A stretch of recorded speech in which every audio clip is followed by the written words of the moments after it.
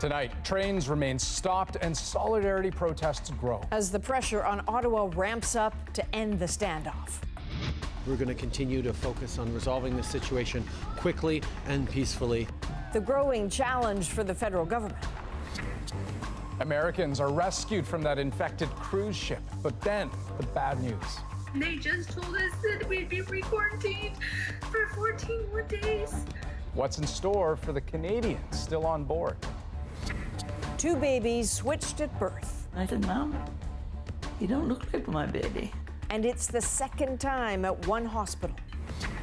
And from pain, mood, even sleep. I have to tell all my friends my 90-year-old grandmother's taking marijuana. Could cannabis be the answer for seniors? This is The National.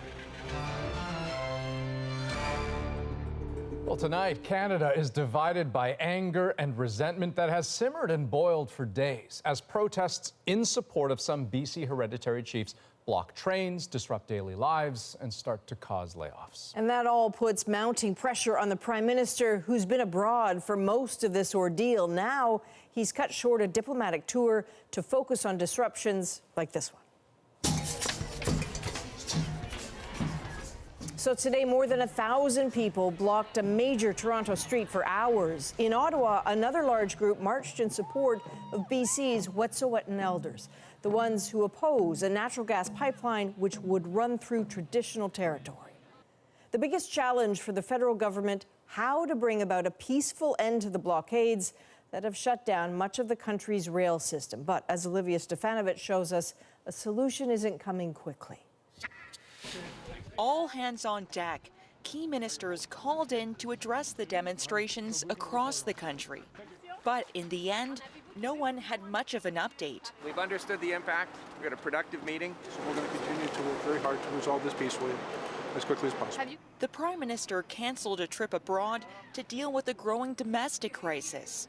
I understand how worrisome this is for so many Canadians and difficult for many people and families across the country. We're going to continue to focus on resolving this situation quickly and peacefully, and that's what we're going to do. Despite today's meeting, protests continue across the country, and tents remain by the tracks. I'm doing that for my children, my grandchildren.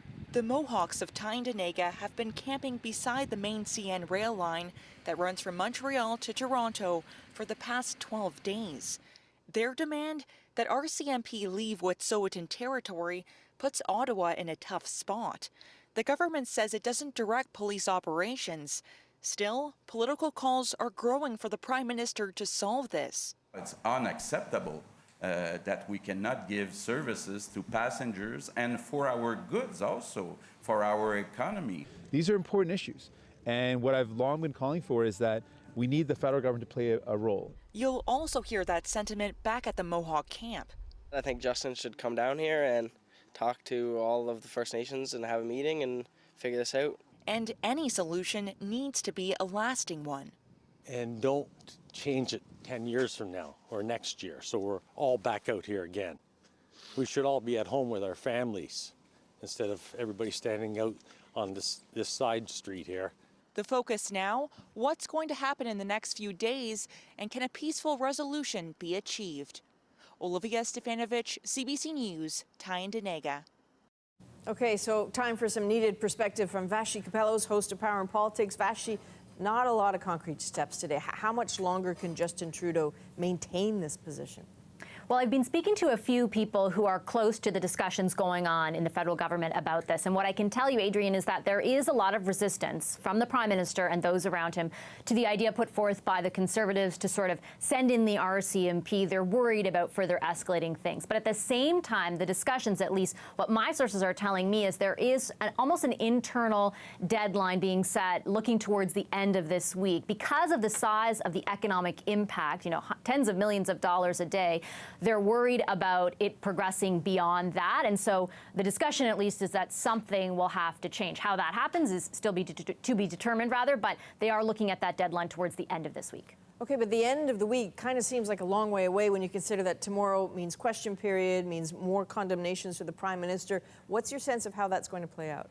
Yeah, I think it's important to put this against the backdrop or add the context that this is all happening in a minority government with a reduced mandate for the Liberals. And so far, since the beginning of 2020, Justin Trudeau has had to sort of be faced with all of these issues that are, at least at the outset, out of his control. They are dominating the agenda on Parliament Hill, not the stuff that he wants to put forward. And so what I think you're going to see tomorrow is exactly that. You're going to see criticism from the NDP, the Conservatives, you name it, all the parties there. The genesis of their criticism towards the Prime Minister will be different, but it will all come to a point and be focused on basically them telling the Prime Minister that they think he's doing a bad job. And that's going to dominate everything on Parliament Hill on this one issue over the next few days. And likely that's to the detriment of both the Prime Minister and Cabinet. Adrian? All right, we'll see where this goes. Thanks for this, Vashi. Now, after a dozen days of protests and demonstrations, a closer look at the results. Thomas Dagla shows us the economic slowdown and the industries most affected. Consider this one big backlog. Dozens of ships in the Port of Vancouver stuck, waiting to be unloaded or filled with cargo. A sign rail disruptions are causing wide-ranging repercussions from coast to coast. In Halifax, most goods would normally be moving in and out of the port by train, but here too, all those containers are left stranded. Elsewhere, some cargo is now being sent by road, but Canada's trucking industry has this warning. There's not enough trucks and drivers to assist the railway sector or the Canadian economy. It's especially worrying for those heating their homes with propane. On the East Coast, it's being rationed in the dead of winter. Understand, this isn't an inconvenience. This is causing real harm. In Atlantic Canada and Quebec, 85% of propane is normally sent by rail, and never before has the industry ground to a halt like this. Right now, there's nothing. So obviously, from a customer's perspective, this is really terrible. From one province to another, the rail disruptions could lead to fuel price hikes, food shortages, and more layoffs if national supply chains remain upended. Already, CN Rail is sending home 450 workers, with another 500 facing layoffs if the crisis drags on. The cost to the economy after 12 days, estimated in the hundreds of millions. Every hour that we delay resolving this and going back to normal means that increased costs to the Canadian economy, increased problems for ordinary citizens across the country. At the heart of Canada's busiest rail corridor, as those trains remain stuck, the economy is slowed. There's no telling when either one will get back up to full speed. Thomas Dagla, CBC News, Toronto. Well, after more than a week confined to their cabins, worried sick about becoming sick in a kind of floating coronavirus outbreak, quarantined Canadians on the Diamond Princess cruise ship are coming home. A government-chartered plane could fly them out of Japan as early as tomorrow. And so here's Carolyn Dunn with what awaits them when they arrive. There are signs of the coronavirus outbreak on the deck of the Diamond Princess, but the real impact is in the cabins. We're just all so anxious, just so anxious, and it's time to go home. Trudy Clement and her husband have been confined to their room for nearly 2 weeks. More than 450 passengers on board have contracted the virus. And the Clements still don't know their status. We haven't been informed by the Japanese health authority yet whether these swabs we've had are positive or negative. That's key to the Canadian government's evacuation plan. It says no one who has tested positive will be allowed to board the plane. People that are ill will not be allowed to travel for a whole bunch of reasons, one of them being that their condition may be too fragile to travel. Those who can fly out will be quarantined for an additional 2 weeks at the NAV Centre, a hotel and conference centre in Cornwall, Ontario. That news was unexpected and left some Cornwall residents worried. People are genuinely afraid. We don't seem to have our voice being heard. I'm just glad they're going to be home. Being stuck away from home for a really long time can do a lot to your mental health. Today, health officials tried to quell concerns, reassuring all safety protocols are being followed. We are confident that the risk of the novel coronavirus to Canadians, including the people in the Cornwall community, remains low at this time. At least 160 passengers on board the Diamond Princess are opting to be flown out by the government plane, heading from one quarantine to another. Carolyn Dunn, CBC News, Calgary. Now, planes full of Americans from that cruise ship have already landed in the U.S. But as Paul Hunter shows us, they brought the virus back with them, and that complicates things. Like a scene out of a movie, when the planes landed in the U.S. after the overnight flight from Japan, passengers were greeted by ground workers wearing anti-contamination suits, fearful they might catch the virus on board, both in Texas and where the other flight touched down in Northern California. And indeed, the coronavirus was on board at least one of the flights. We're all in really closed, tight quarters. Everybody's sitting next to each other. It seems dangerous and not safe. For the flights home, at least one of the refashioned cargo planes for the more than 300 people evacuated from Japan came equipped with a special unit on board. It's that big box in the background, an isolation chamber for 14 people who just tested positive. They were all kept inside that for the trip home. And once back in the U.S., they all then went simply from one quarantine to another.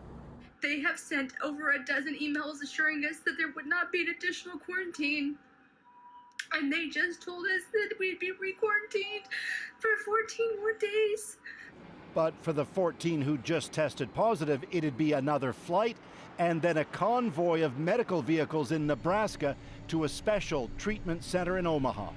We have the personnel, we have the facilities, we have the resources and the expertise to handle these kind of individuals. One patient was transported to the hospital, to the biocontainment unit, because of a chronic condition, and also was experiencing some mild symptoms. It was and remains a harrowing journey for all.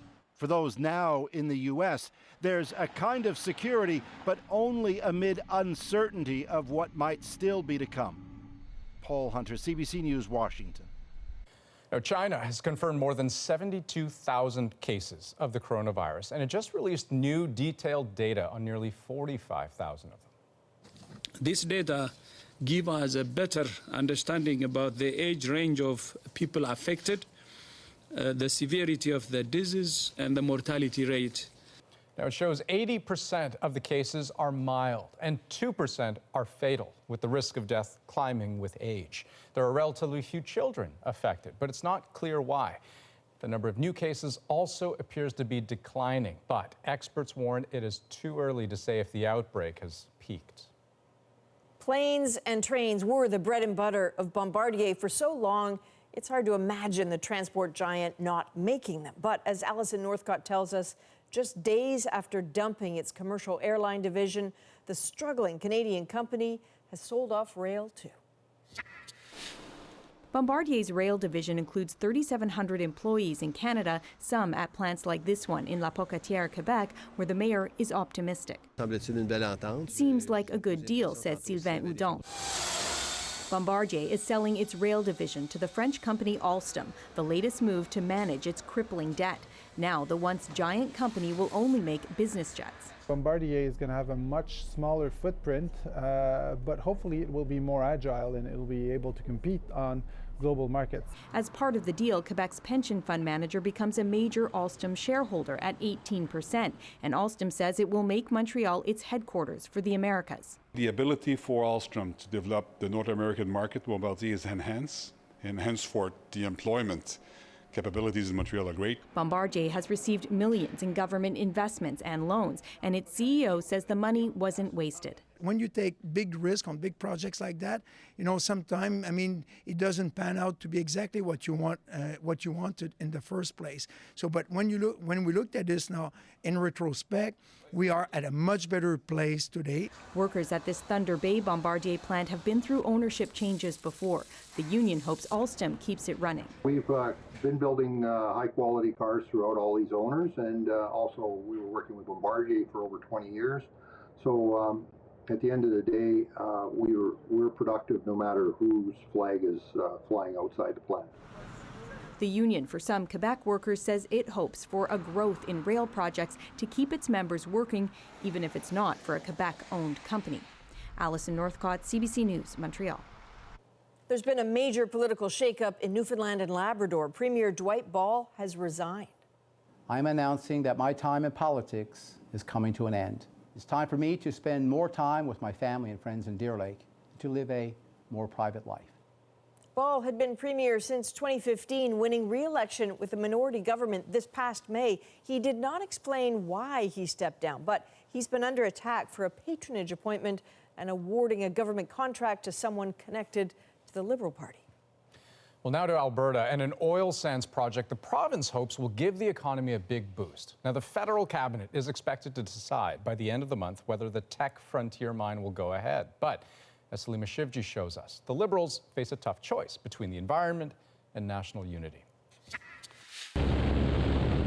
This is it, 292 square kilometers in northern Alberta that has the Trudeau government in a major bind, torn over whether to say yes or no to a future oil sands mine, just months after an election fought partly over climate change. Which poison do you want? Do you want the people that voted for you because of your 2050 emissions to be managed, or do you want the West to be managed? A quandary dividing the Liberal cabinet, sources say, and Canadians too. A new poll suggests the country is split on whether the project should get the green light. Reject Tech will! Those opposed to the Tech Frontier mine are staging protests outside the offices of Liberal MPs. Certainly, if it goes ahead, I won't vote Liberal next time. I'm here to encourage him to be courageous and fearless in saying no. Most Albertans support the project, but this Liberal says for many young people in the province, the choice is more nuanced. Climate change is obviously like the defining issue of our generation, but as an Albertan, we're feeling conflicted. He says he can't ignore thousands of potential new jobs that could help oil patch workers, his father and brother included. It made it clear that plastic is a growing threat. The Environment Minister has been trying to highlight a more popular Liberal initiative tackling plastic waste, but he and his government have been called out for not living up to their climate promises. The new oil sands projects that Trudeau is considering here, I think we have to stop living in climate hypocrisy too. All this as Alberta's premier applies pressure for approval. If this prospective $20 billion investment is killed because of politics in the Liberal caucus room, it will send a chilling effect to global investors. Even if the mine is approved, it might never be built because of the high cost and the low price of oil. Still, whatever the Liberal cabinet decides, there will be a political cost. Salima Shivji, CBC News, Ottawa. Coming up, detecting extremists in the Canadian military. How the arrest of a former reservist has raised some serious questions. The military has always had to guard itself against people joining for the wrong reasons. How widespread is this problem? Plus, a therapy for mental illness that's no joke. How often do you hear hilarious and schizophrenia in the same sentence? And switched at birth at the same Newfoundland hospital that made a similar mistake 6 decades ago. We're back in 2.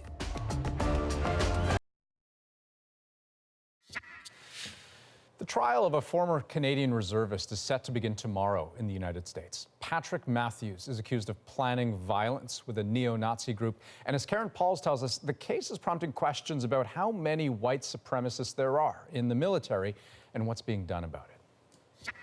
You know, there's fine lines between patriotism and nationalism and ultranationalism. Tony McAleer is looking at a photo of himself from the 1990s. He was a skinhead, an organizer for the White Aryan Resistance, and a member of the Canadian Reserves. I first joined the Reserves infantry for the weapons training. But I think the military has always had to guard itself against people joining for the wrong reasons. It's something the military is currently grappling with following the high-profile arrest of another former Canadian reservist in the United States. Patrick Matthews is accused of planning violence with an extremist group called the Base. If I were chief of personnel, my first comment, oh shit, not again.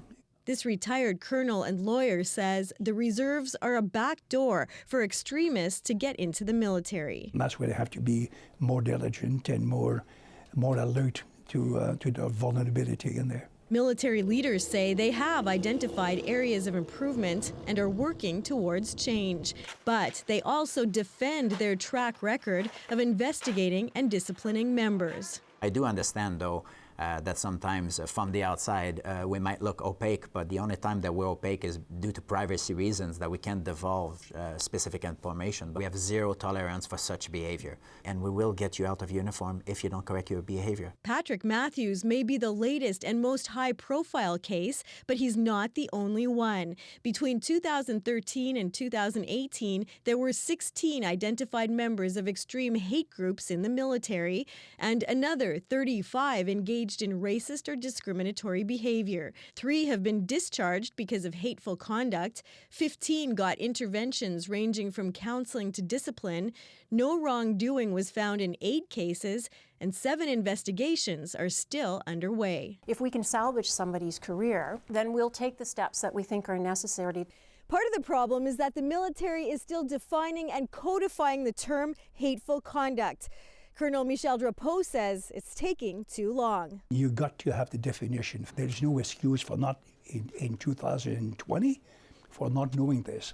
Get on with it. We had begun to quietly purchase weapons and ammunition. Reading from his book, Tony McAleer is now using his experience to help white supremacists disengage from hate groups, especially those in the military. But we have to make sure that we're doing the best that we can to keep our military safe and our society and our values that we cherish as a country safe. Karen Pauls, CBC News, Winnipeg. We're following several other stories across the country tonight. Criticism of controversial health reforms led New Brunswick's premier to a last-minute reverse course over the weekend. They can, in good conscience, move forward without addressing the concerns and fears that have been brought to light. Blaine Higgs delayed the decision to close emergency rooms overnight in 6 community hospitals. He says he is concerned by gaps in the plan and will hold consultations with the affected communities in the coming months. The federal government is asking for a 4-month extension to a court ruling that will loosen restrictions on assisted dying. In September, Quebec's Superior Court ruled it was unconstitutional to restrict assisted death to those nearing the end of their life. Ottawa was given until March to fix the legislation. The government has heard from more than 300,000 Canadians on how best to make the change, but says it still needs more time.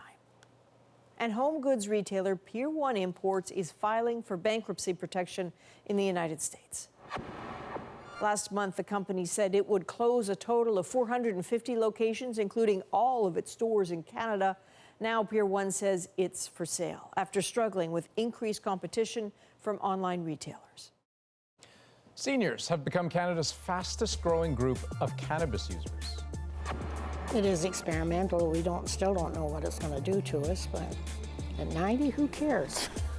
They take it for pain management and to help their mood, but just how helpful is it? That's next. And later, Dennis the Menace. A record storm leaves parts of Great Britain underwater and under siege. I've had different people who say, hey, I've had pain in my knees for 30 years and I've tried everything and now I'm using cannabis and it's the first time I'm pain-free. Well, something you may find surprising. The fastest growing group of cannabis users in Canada, senior citizens. But while many are using it for medical reasons, there actually isn't much clinical evidence to show how it really works. But now there's a study underway to change that. Joanna Remiliotis looks at what doctors and patients have found so far. I'm going to listen to some music, Karen. There you go. Yeah. Remember that song? Their wedding song seems to calm her, seems to reach Karen Walker in that faraway place dementia has taken her. Okay. Mike Walker is willing to try anything to soothe his wife, from music to marijuana. Exactly. You just can't give up on somebody. You got to try whatever, whatever means are out there. I mean, she still gets her outbursts, but not near what it used to be. I know that. Like, it was a lot a lot more severe there for quite a while. The agitation has improved since Karen started taking 20 milligrams of cannabis oil twice a day. I'm gonna give you your meds, okay? The dose is part of a study looking at how medical marijuana can help improve the quality of life for seniors, Have some milk, Karen. dealing with issues like chronic pain and cognitive decline. Well, like I say, Mike has seen a difference. when I find her more aware, like before, if I took my phone out, she'd grab it and throw it across the floor. Like I had her holding the phone, with music on it, and then I'd show her pictures of her grandkids, and she put a big smile on. Like she's more coherent. You kiss? Yeah. Families like him, eager to explore the potential benefits of marijuana, prompted the study. That's okay. Yep. Go get him one of the comfy seats. Right. The goal, to back anecdotes with evidence.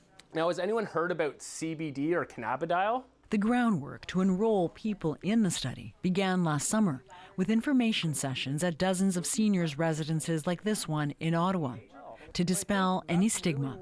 As part of this education is really to demystify what medical cannabis is. In cannabis, there's actually over 120 different cannabinoids, and the CBD actually doesn't cause psychoactivity, it doesn't make you high, and as David Greb is with Canopy Growth, the weed company providing the marijuana for the study.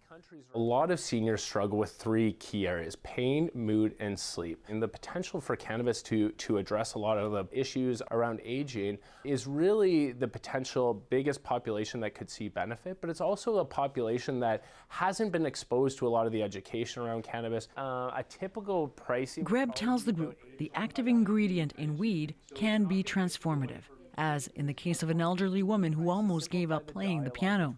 And unfortunately, she got osteoarthritis in her hands and she could no longer play piano. So she started using medical cannabis, and within about 2 months, she was able to fully start playing piano again. And now she stood up and said, I feel like a child again. I can play for hours on end again.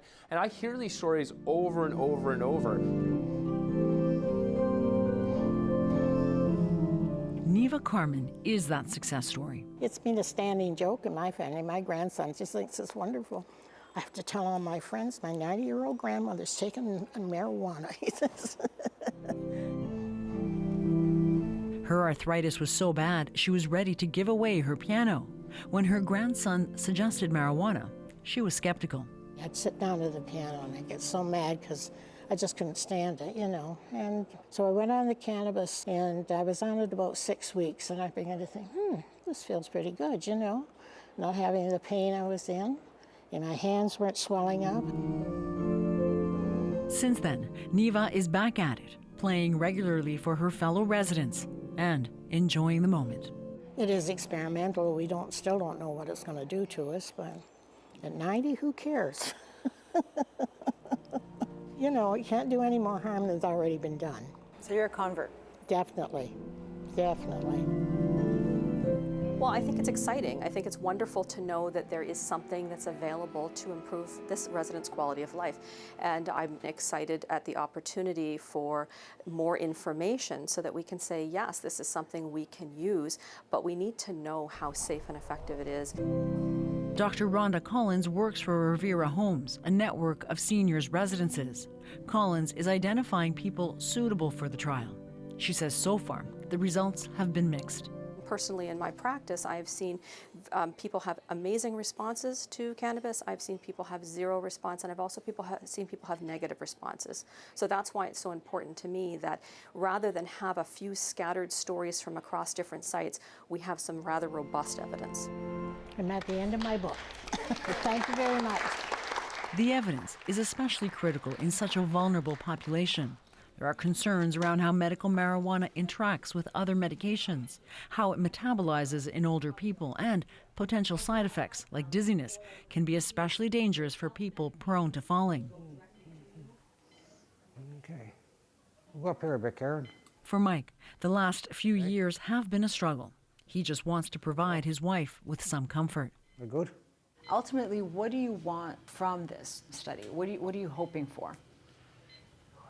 that's a question in itself. What are you hoping for? You're hoping for a miracle to have her fixed, but I'm not saying no, but you gotta try it. It's like, and if I can't fix it, at least give her a better quality of life so that if she can relax. Like I say,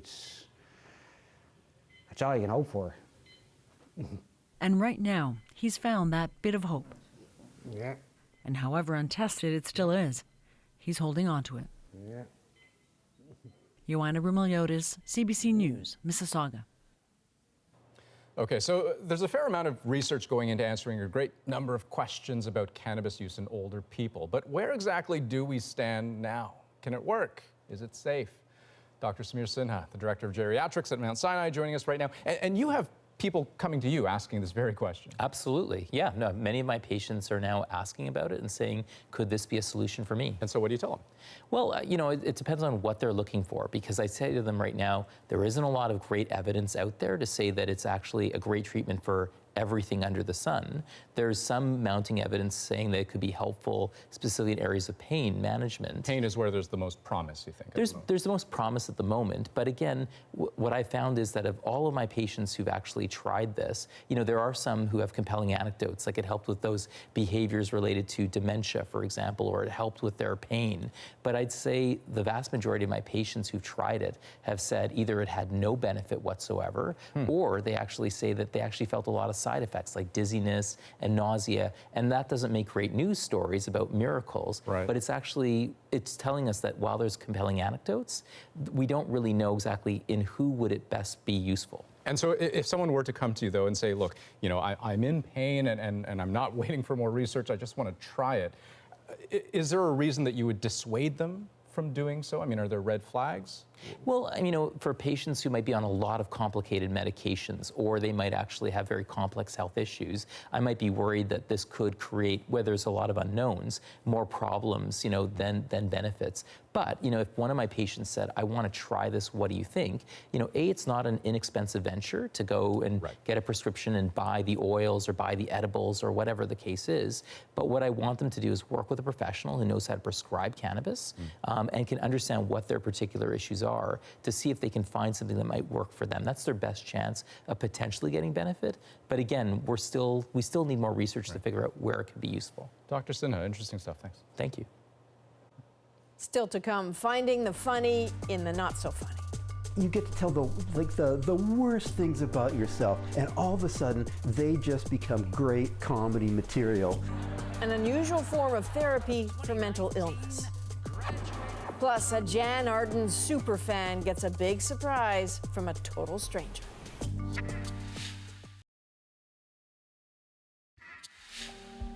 Mental health issues affect so many people in this country, but still talking about them publicly can be hard. So imagine joking about your own very personal struggles in front of an audience.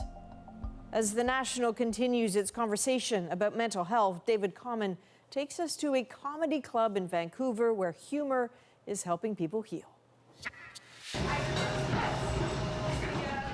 What's about to happen seems almost unbelievable. We could never do it. And we have mental illness too, so just very proud of us.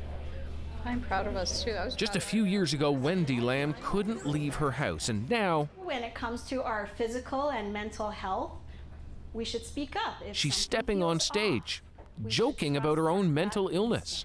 As a lifelong people pleaser, I need to start setting boundaries. So when my therapist insisted that I practice saying no, I adamantly refused. I actually experienced sexual abuse. The trauma that I experienced, I sort of pushed down, you know. It wasn't until I was 40 years old that I just couldn't do it anymore. I couldn't pretend to be okay and normal and put on a happy face for other people. Clara, this is my husband, Dennis. Wendy needed help and found it not just in therapy, but also in something called Stand Up for Mental Health. I can't believe that there aren't more programs like this to be able to look at our past experiences and our hardships in a different light. It's very freeing. you get to tell the worst things about yourself, all those things that you're so ashamed of, and all of a sudden they just become great comedy material. And so the program is the brainchild of David Grenier, an entrepreneur, comic, mental health counselor, and someone who struggled himself. I've had my own mental health issues. I have depression, and I've been through everything: suicide attempts, hospitalizations.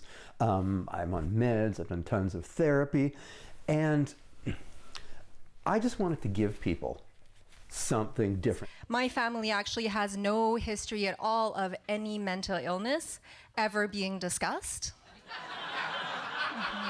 The best compliment I ever had, heard two guys talking after a show, and one of them said, "That guy with schizophrenia was hilarious." And how often do you hear hilarious and schizophrenia in the same sentence? If you think about it, though, it's really hard for a fish to commit suicide.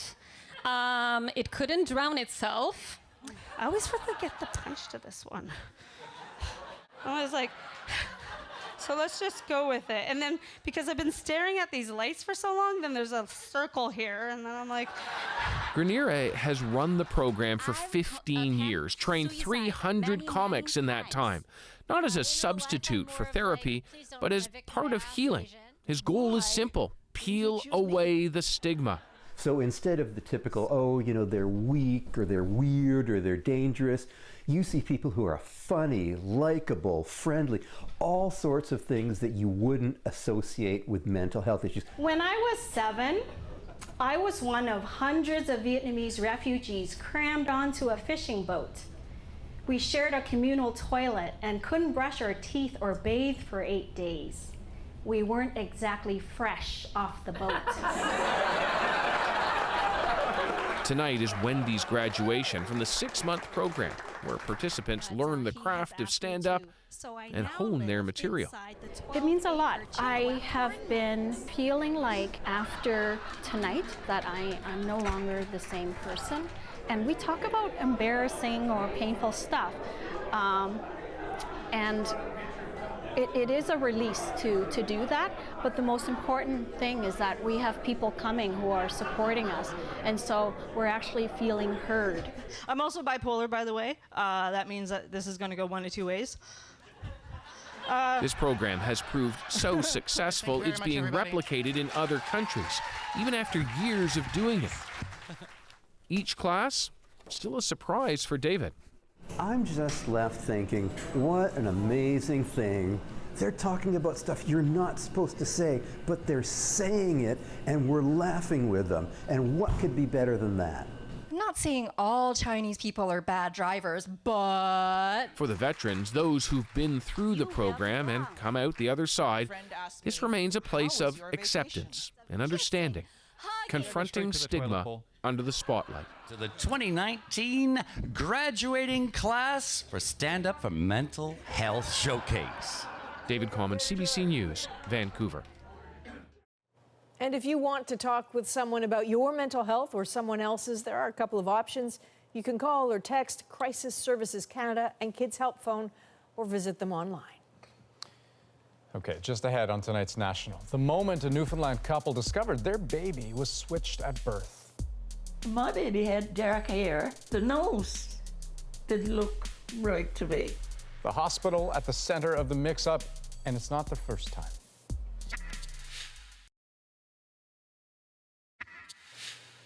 Welcome back. Tonight we're following up on a story we brought you late last year about a pair of Newfoundland men who were switched at birth decades ago.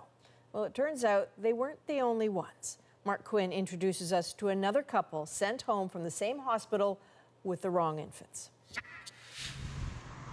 So me and Mom were there talking and looking at the baby, and I said, Mom, you don't look like my baby.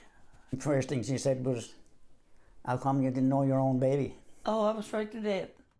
Muriel Stringer sensed something was wrong when she was halfway home from the Come By Chance Hospital in 1962.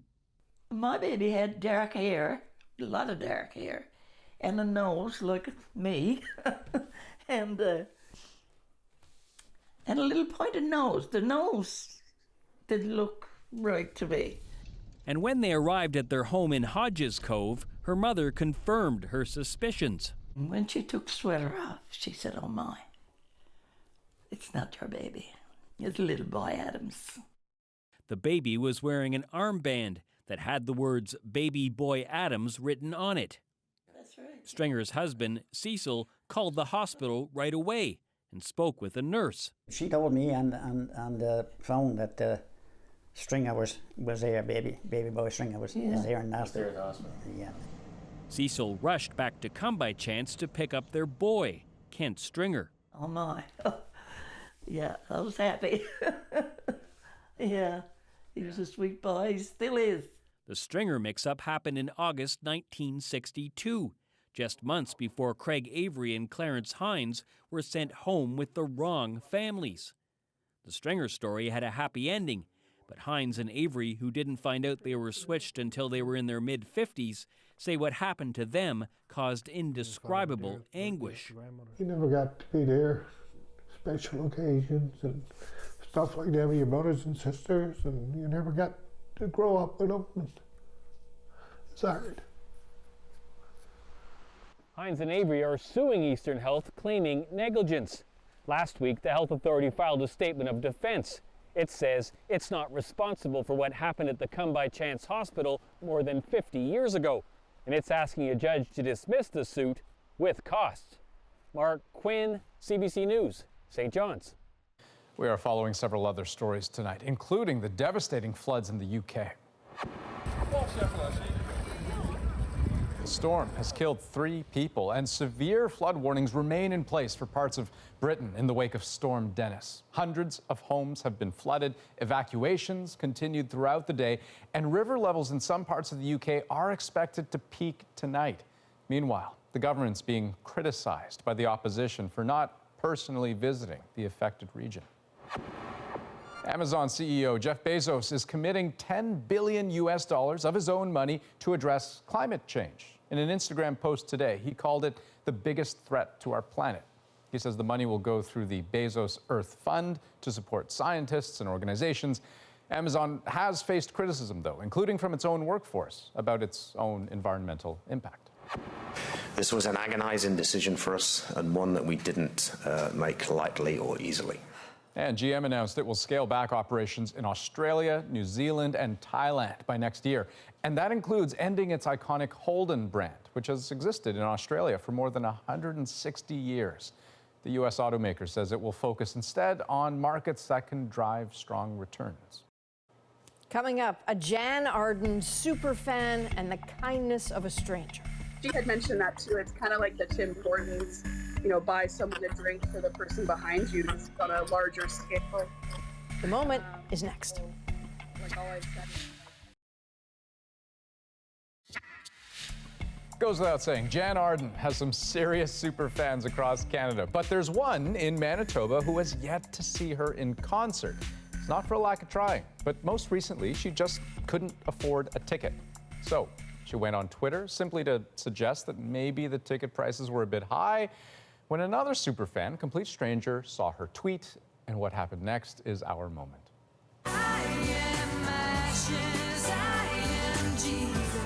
I'm a pretty big Jann Arden fan, but I have not seen her live. I put out there that I thought her tickets were a bit expensive.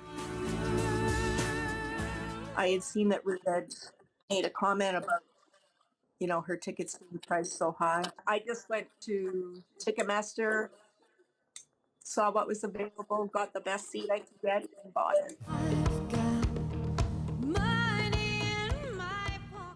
I'm in the position to do it, so just do it. Other people started coming forward to buy other people tickets, kind of like the Tim Hortons, buy someone a drink for the person behind you, just on a larger scale. And I just think that this is so neat, and I will never forget this, ever.